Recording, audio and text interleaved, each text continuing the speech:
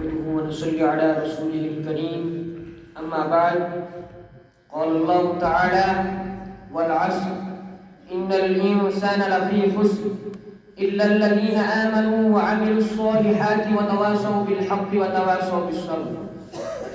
محترم سامعین کرام، میں نے آپ حضرات کے سامنے سورہ عصر کی تلاوت کی ہے، جس میں اللہ تعالیٰ فرماتے ہیں قسم ہے زمانے کے انسان در حقیقت بڑے نقصان میں ہے سوائے ان لوگوں کے جو ایمان لایا اور نیک عمل کرتے رہے اور ایک دوسرے کو حق کی نصیحت اور صبر کی تلقین کرتے رہے۔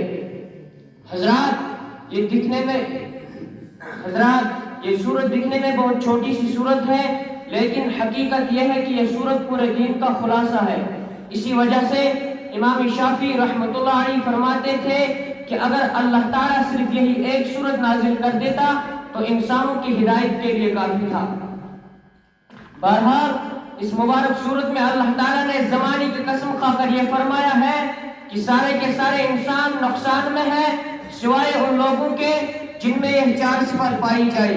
نمبر 1 ایمان، یعنی جس کا اللہ تعالیٰ پر، اس کے بھیجے گئے دین پر، اس کے رسولوں پر، اس کے تمام احکامات پر کامل ایمان و یقین ہو کہ یہ سب برحق ہے، سچا ہے، خدا کی طرف سے بھیجا گیا ہے۔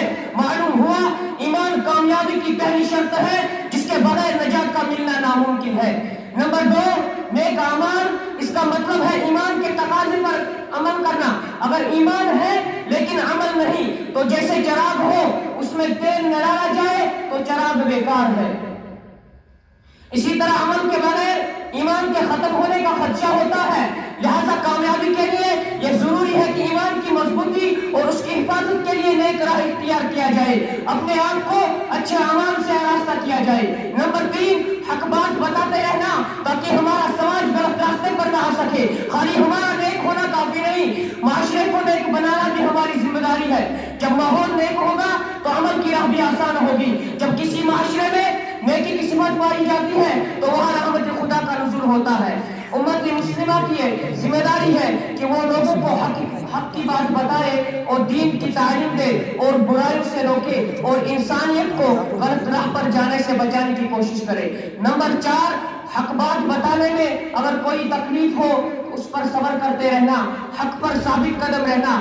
جو کوئی حق بات پوچھانے اور غلط بات سے روکنے لیے تکلیف برداشت کرتا ہے اور صبر و ہمت سے کام لیتا ہے تو بلا آخر کامیابی اس کی قدم چومتی ہے۔